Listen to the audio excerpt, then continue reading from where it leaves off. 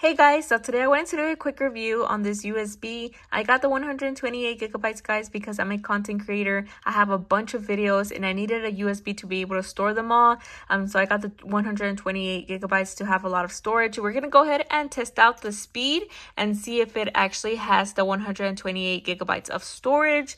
We're just going to plug it into my MacBook Air. So there we have the MacBook. And as you can see, it already popped it up. So I love that. It was super fast. A lot of USBs take a long time. Now I don't have anything stored in there.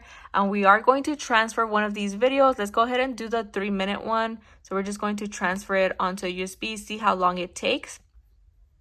Okay, so now it's transferring onto a USB. So it's doing it pretty quickly. It's almost done. Okay, it's pretty fast.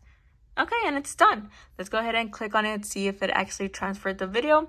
There we have it. We're gonna click on it, and then it recorded it. It transferred it correctly, and it transferred everything, the video, the sound, as you were able to hear. And now let's go ahead and check out the storage. So we'll get the info.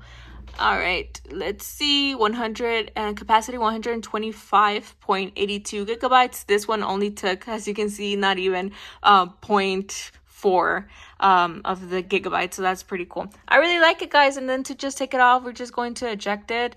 It was able to store it correctly. It transferred the data correctly, the video, the sound, and also it has 125 of the gigabytes, but that's perfectly fine. I just needed something that would be able to store all of my videos. But I really like it, guys. I would definitely recommend it. I think it's pretty fast, it's quick, and it has a bunch of storage.